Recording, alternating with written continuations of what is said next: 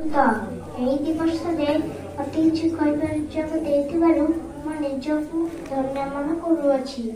ସ୍ୱାଧୀନ ଭାରତର ପ୍ରଥମ ପ୍ରଧାନମନ୍ତ୍ରୀ ପଣ୍ଡିତ ଜବାହରଲାଲ ନେହେରୁ ସେ ଶିଶୁମାନଙ୍କୁ ବହୁତ ଭଲ ପାଉଥିଲେ।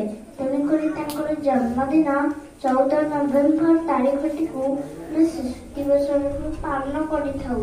ସେଥିପାଇଁ ଶିଶୁମାନେ ହେଉଛନ୍ତି ଦେଶର ଶକ୍ତି ଆଉ ପ୍ରଗତିର ସୂତ୍ରଧର। ସେଥିପାଇଁ ନେହେରୁ ସର୍ବଦା ଶିଶୁମାନଙ୍କର ଉନ୍ନତିର ପରିକଳ୍ପନା କରୁଥିଲେ ଏବଂ ଶିଶୁମାନଙ୍କର ଉନ୍ନତିରେ ସଚେଷ୍ଟା କରୁଥିଲେ। ଏତିକି କହି ମୋ କର୍ତ୍ତବ୍ୟ ଶେଷ କରୁଛି। ଜୟ ହିନ୍ଦ, ଧନ୍ୟବାଦ। ମାନଙ୍କ ପାଇଁ ଉତ୍ସର୍ଗୀକୃତ ଏହି ଦିବସରେ ଅତି କିଛି କହିବାର ସୁଯୋଗ ଦେଇଥିବାରୁ ମୁଁ ନିଜକୁ ଧନ୍ୟ ମନେ କରୁଅଛି।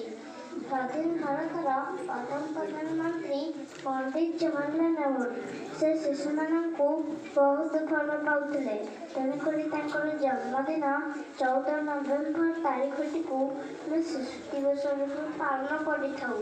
ସେଥିପାଇଁ ଶିଶୁମାନେ ହେଉଛନ୍ତି ଦେଶର ଶକ୍ତି ଆଉ ପ୍ରଗତିର ସୂତ୍ରଧର।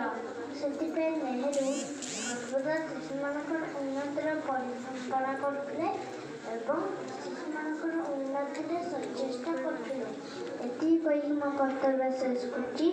ଜୟ ହିନ୍ଦ, ଧନ୍ୟବାଦ।